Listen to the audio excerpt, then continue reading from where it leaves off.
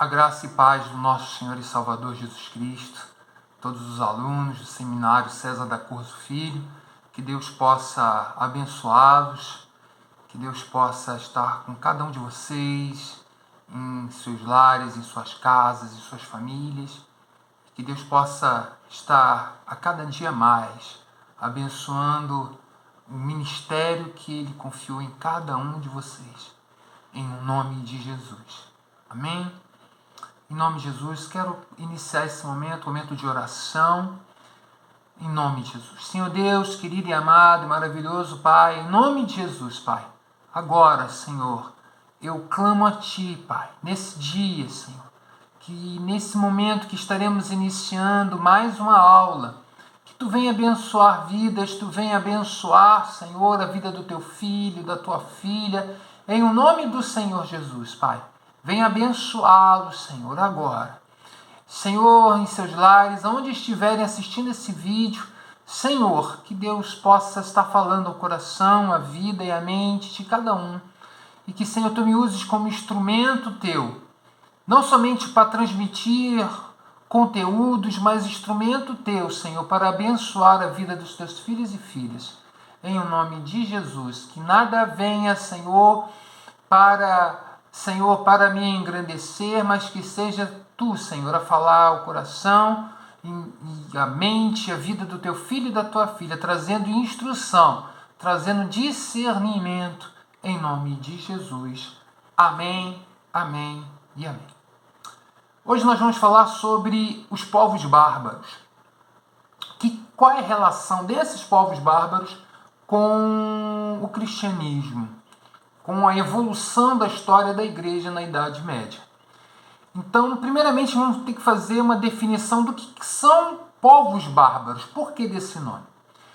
Essa definição de povos bárbaros, esse nome bárbaros, que significa selvagens, é originária ainda quando o Império Romano ainda existia, e eram povos que viviam fora dos domínios romanos. E por terem comportamentos, atitudes, modos de vida e ser diferentes dos romanos, eles eram considerados pelos romanos como sendo povos bárbaros. Muitos desses povos foram submetidos à autoridade, ao domínio de Roma durante muitos séculos. Só que em dado momento isso se reverteu. Principalmente os povos germânicos, né, e a gente vai mencionar brevemente aqui, eles foram um dos povos que invadiram o Império Romano e acabaram pondo fim a esse império, acabaram sendo uma das causas do fim do Império Romano. Então, definição de povos bárbaros: eram povos selvagens, povos fora da cultura existente na época, fora de um nível cultural que existia naquele período. Então, essa é a definição de povos bárbaros. Então, nós vimos que a partir do fim do Império Romano, a Europa, mundo ocidental, Europa, ela é dominada por passa a ser dividida por vários desses povos bárbaros. O que mais se sobressai, e vimos isso também, são os francos. Francos eram povos bárbaros, de origem bárbara. Eles se sobressaem, tendo à frente um rei chamado Carlos Magno. Eles dominam grande parte da Europa, adotam o cristianismo como sendo religião oficial e se tornam um grande porta-voz do cristianismo na Europa Ocidental, e uma aliança da Igreja Católica Romana faz essa aliança com o que passou a ser chamado de Império Carolíngio, em virtude da família de Carlos Magno ser originária dessa região na França. Então, há esse poder, há esse império que, principalmente enquanto Carlos Magno e seu filho estão vivos, se tornam muito poderosos, e um grande meio da Igreja Católica poder evangelizar os demais povos, inclusive os povos ditos bárbaros. Que povos eram esses? Haviam vários povos, né?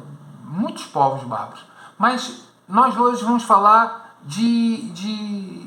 além dos germânicos, né, que naquela época não existia Alemanha, eram reinos germânicos. A Alemanha, tal como conhecemos, só surge no século XIX, ou seja, 10 séculos depois, 1000 anos depois.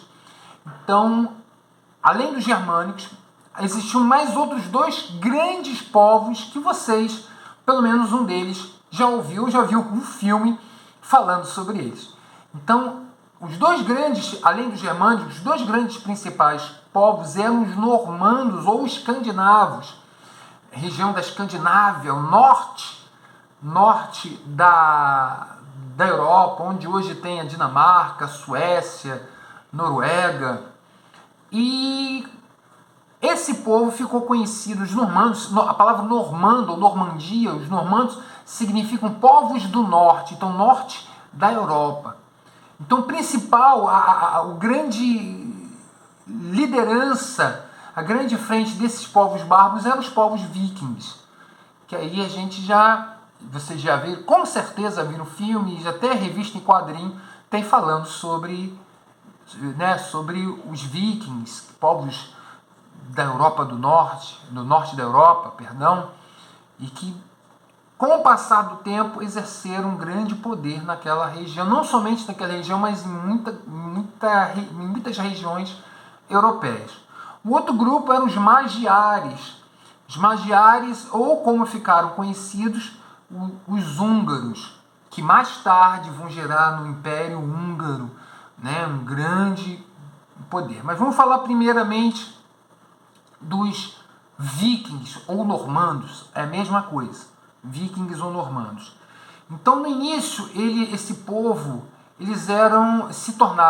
eram nômades, ou seja, não viviam em um determinado lugar específico, eles vagavam atrás de alimento.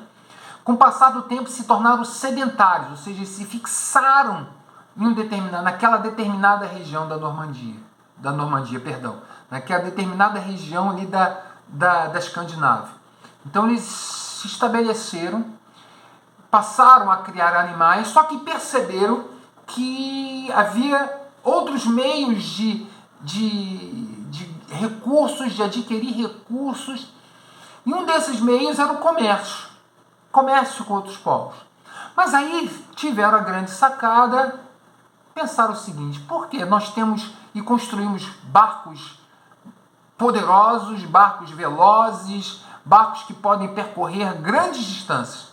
Então vamos fazer o seguinte, vamos usar também desse poder naval que nós temos, poder militar, porque eles eram um povo extremamente organizado, e vamos invadir e dominar e roubar as riquezas dos povos dominados. Então isso se tornou a principal fonte de renda dos vikings. Eu vou usar especificamente esse termo, os vikings, a dominação de outros povos. E para isso tinha que ter para corroborar essa ideia de que eles estavam travando não somente uma guerra material, mas havia também um fundo espiritual. Então eles passaram a religiosidade, criar uma religiosidade que justificaria a sua aptidão e os atos de guerra que eles tomaram. Então aí surgem os deuses, né? Odin, que era o deus superior, o deus supremo, Thor, que virou depois super-herói da Marvel, mas era o deus do trovão, Loki, que seria, fazendo uma comparação grotesca com a figura de Lúcifer, de Satanás.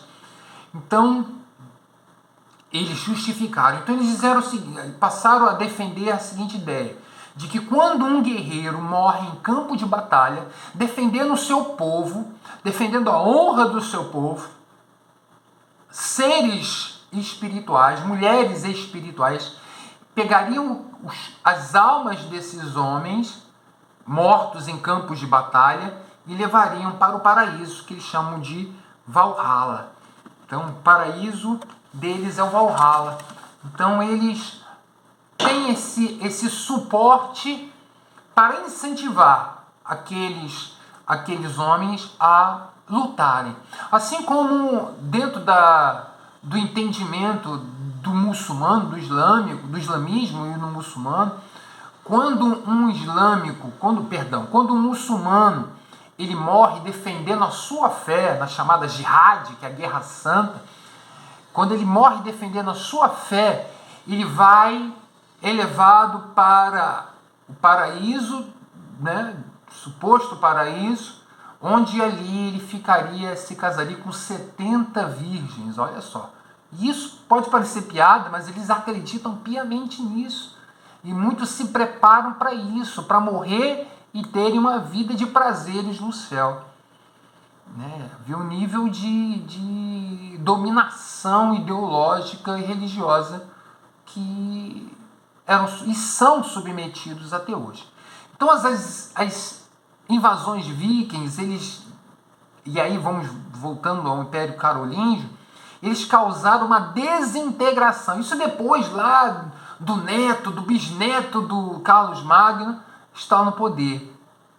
As invasões geraram uma desintegração do Império Carolíngio, enfraquecimento e a ruína do Império Carolíngio. Eles chegaram, inclusive, a dominar a Inglaterra, invadir, que na época ainda não existia, era chamada Britânia. Eles invadiram a Britânia, onde hoje é a Inglaterra, e dominaram aquela região durante muito tempo.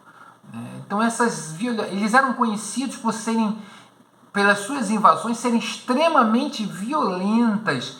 E essa violência, essa truculência gerou caos em toda a Europa.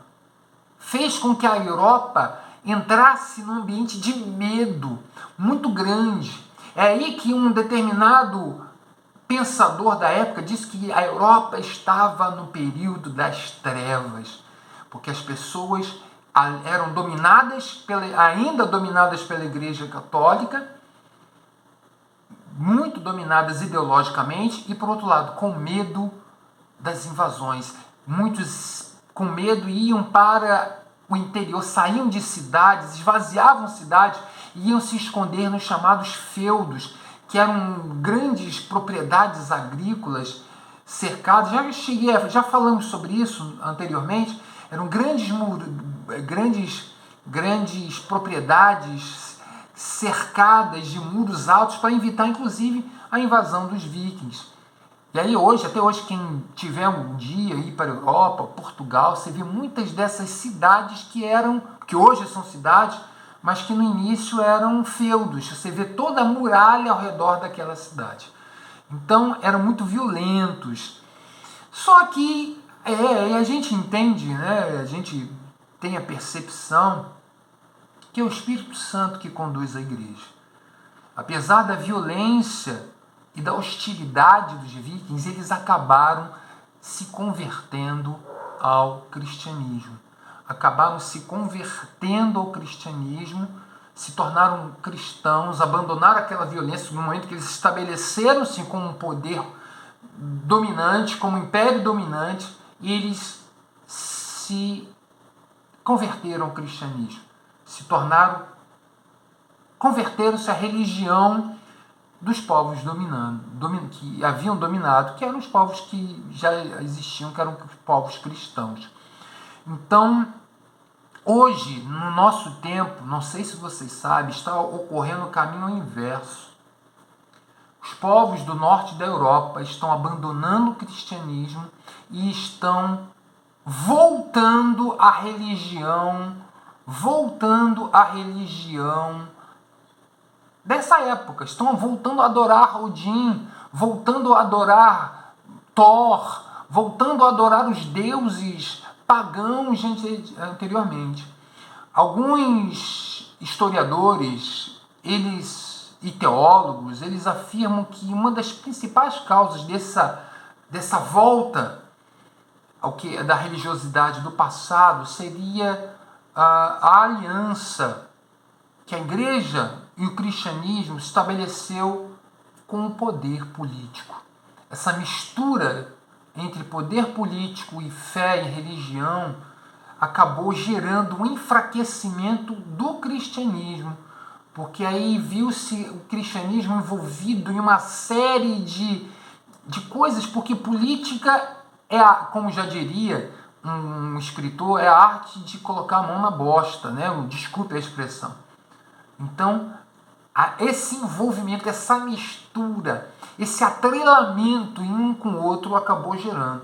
Esse é o grande risco que nós, cristianismo do Brasil, está passando. Igreja, religião, fé, igreja, pode estar paralelo ao poder político, mas não misturados, com risco de acontecer o mesmo que aconteceu no norte da Europa, do enfraquecimento da igreja e o reino de Deus acabar perdendo a busca por almas. Hoje, nosso país está havendo um crescimento nos próximos censos, deve constar isso, está havendo uma renovação das religiões afro-brasileiras, em virtude dessa mistura e de muitos acabarem vendo no cristianismo não um modo de vida, mas somente um meio de politicagem, de pastores e lideranças envolvidos com toma lá da cá, que a gente está vendo em nosso país hoje. Então isso é muito sério. Vocês são uma geração de pastores que está surgindo, está sendo levantado por Deus. Cuidado, cuidado. Podemos caminhar, e é importante a política, mas não podemos deixar que isso se misture. Não podemos permitir que isso misture pelo reino de Deus, pela obra da igreja. Amém? Então, em nome de Jesus, tenha isso em mente. O Estado é laico e graças a Deus por isso. Graças a Deus pelo Estado laico. Porque todas as vezes que igreja e religião se misturaram, quem saiu perdendo, mais uma vez eu falo, foi o reino de Deus e a igreja de Cristo. Então, cuidado. Isso é história, é fato. Não estou inventando nada. Estou mostrando os fatos. E contra fatos, né? Já diria lá antigamente, nossos avós diziam, contra fatos não. Todas as vezes que houve esse sincretismo, essa mistura, quem saiu perdendo foi o reino de Deus e a própria igreja. Então, cuidado, cuidado. Um outro povo eram os magiares, também, que posteriormente passaram a se chamar de húngaros. Eles chegaram também a dominar vários povos, né? Chegaram inclusive a invadir a Germânia, estabelecer o seu poder ali na Germânia. E só que também, a exemplo dos vikings, eles acabaram se convertendo ao cristianismo, se tornaram e até hoje são um povo cristão, né? Um povo aí confessionalmente cristão. Agora vamos falar sobre a decadência, né? Voltando àquele assunto, esse assunto que eu acabei de falar, a decadência do papado. A figura do Papa durante as guerras dos domínios bárbaros, a figura do Papa era a única autoridade universal na Europa Ocidental. Era a única. Já que os reinos eles estavam fragmentados, os reinos eles estavam divididos, então a autoridade única era a figura do Papa. Só que também, entretanto, contudo, todavia, esse poder ele foi sendo enfraquecido. Por quê? Lá por volta do século IX, o Papa Nicolau I ele assina um tratado onde ele aumenta os próprios poderes e os poderes dos seus sucessores. Tem-se a justificativa de um texto antigo que havia sido achado, só que depois descobriu-se que esse texto antigo, datado da época dos apóstolos, era uma mentira, era uma farsa criada dentro da igreja, dentro de uma hierarquia inferior, para que o poder do Papa fosse aumentado. Verdade ou não, o poder aumentou a ponto do rei intervir diretamente, o Papa, muitos papas intervirem diretamente na política externa dos reinos. E isso causou um incômodo muito grande entre os reis, um incômodo muito grande entre aquelas lideranças. E para que fosse submetido esses reis ao seu domínio, o Papa usava da excomunhão, ou seja, expulso da igreja. Perdia a comunhão com a igreja. Isso, meu irmão, era muito sério na época. Você ser expulso da igreja era ser marginalizado, colocado à margem da igreja, era ser expulso. As pessoas eram proibidas, inclusive, de lhe dirigir palavra. Então isso era uma arma usada pelos papas para impor a sua dominação. Olha, se não me obedecer, diziam eles, você será excomunhado. Isso falavam para os reis. Isso causou uma revolta dentro dos próprios reis, uma revolta entre eles mesmos em relação a essa figura do Papa. Por outro lado, havia dentro da própria igreja uma bagunça generalizada, chegando até assassinatos. Um papa queria ser papa, um bispo querendo ser papa, ele assassinava, mandava matar o papa para ele tomar o poder, acordos políticos, toma lá da cá, prostituição, fornicação, papas com amantes, apesar da obrigação de castidade, mas inúmeros papas, chefes de família com filhos, com amantes, com mulheres, roubalheira, enriquecimento desenfreado. Teve um caso de um papa que ele mandou desenterrar o papa antigo, que havia morrido, arrastou o papa pela cidade inteira e julgou os crimes do papa pelo que o papa havia feito, aquele cadáver daquele papa havia feito quando estava em vida. Aí eles iam um concílio para julgar, é chamado concílio cadavérico.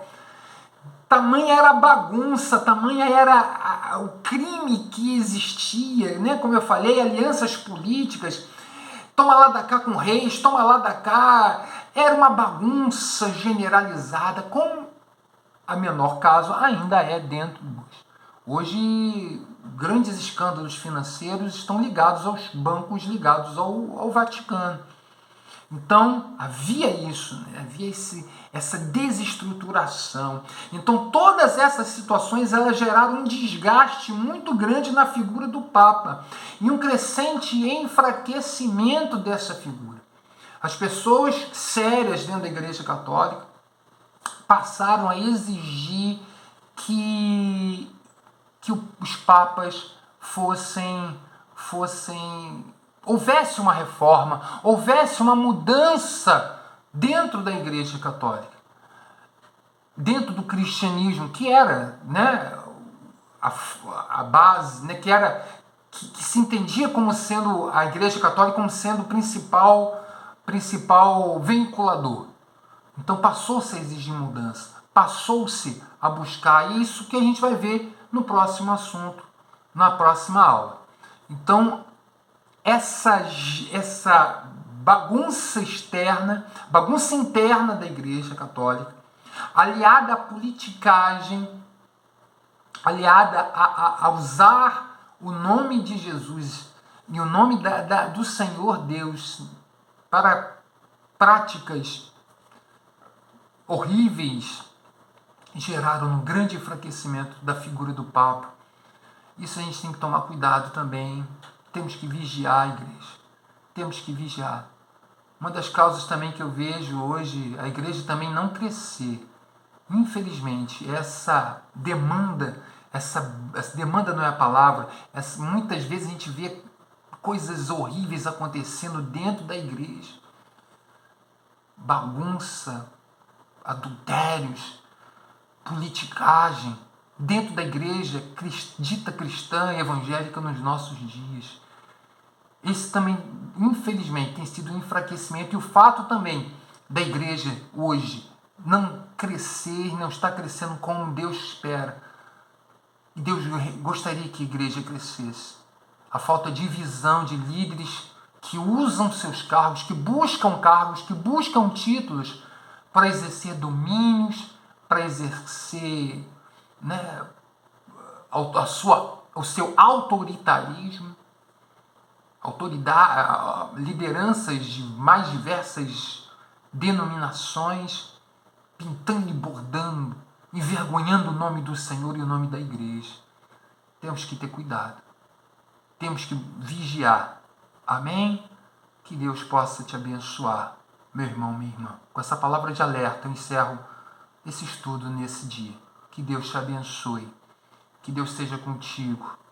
Que Deus, a cada dia, meu irmão, minha irmã, possa falar ao teu coração, falar à tua vida, falar à tua mente, para esses tempos que nós já estamos vivenciando. Tempos difíceis que a igreja já está, e muitos querem optar pela saída mais fácil, que é sair de um corpo e abrir um outro corpo. Meios mais fáceis, que é se aliar ao poder constituído para angariar benefícios, lideranças que só querem coisas materiais. Que Deus possa abençoar a sua vida. Que Deus possa estar contigo, meu irmão, minha irmã. Deus possa te instruir. Deus possa te dar a visão do reino de Deus, a visão do reino do Senhor, a visão que Ele quer que você tenha para a igreja nesses tempos que a gente está vivenciando, em nome de Jesus. Amém? Vivemos em tempos difíceis. Cabe a nós nos posicionarmos. Cabe a nós orarmos, clamarmos sim, mas também nos posicionarmos para que os erros do passado não se repitam no futuro. E é isso a história. Essa é importante estudar a história do cristianismo. Evitar repetir os erros do passado.